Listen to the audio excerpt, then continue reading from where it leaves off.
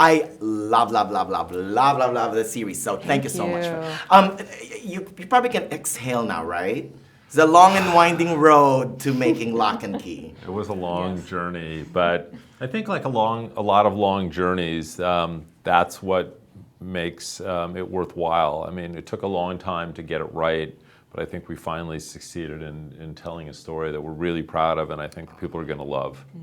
What was in the original creation of Joe Hill and Gabriel Rodriguez, the IDW comics, that you guys firmly believed in, that you guys said this could work? I think that the heart of it is this family, and the Keys are sort of this amazing icing on top, but really just the story of this family that's kind of trying to rebuild their life and grieving their father. I just found it's just very emotionally compelling to see them through that journey, and how the discovery of these keys are going to help inform them and learn more about him. And I just thought that was a really incredible story that Joe and Gabe put together. Right, and that's the whimsy. I think I wrote that it's both whimsical and creepy at the same time.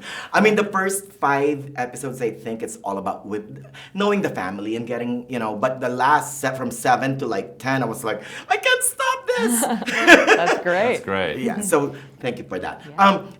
Let's talk about your cast. I love them, the family. But let's talk about Jackson Robert Scott. I adore him as Bode. So Jackson Robert Scott as Bode. I mean, you might have seen him if you saw It. He plays Georgie with the orange with the little rain slicker and the red balloon. And he's probably as good as any 11-year-old actor out there. He's just so charismatic, and almost anything we write for him, he can make funny or dramatic, or he's really just incredible. And he actually was the one actor who survived the translation from the Hulu version. And what's really great is at the center of our story, we love this idea of making an 11-year-old sort of the explorer hero. He's the guy who's really leading the charge to learn about these keys, figure out what they are, what they do, and why they're here. And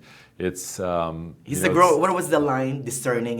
Dad said I'm the discerning one. Yes, Dad said I'm very discerning for my age. Yeah, that was cute. What are the themes that speak to you guys the most? I mean, there's a lot. There's growing pains, confronting your fears. There's even some homage to Stephen King in there that I noticed, which is awesome. What's the themes that you guys want to keep? For me, I think it was identity. Yeah. Because the way that the keys work, they allow you to change your world or change yourself. Yeah. And it's sort of asking this fundamental question, if you had the ability to change your world or change yourself, would you, how would you, and should you? And those are really the questions that we're asking throughout the whole series, not just the season. You agree with that? I think that these keys are these wonderful metaphors in this story, and the fact that these keys have these different powers, and these kids go from being fascinated and kind of compelled by the keys to really understanding that they have a lot of responsibility. And so their journey with the keys sort of mirrors, I think, the journey of adolescence, where you're trying and exploring different things, and you have to kind of eventually get to a place where you kind of find some sense of responsibility for who you are as a person.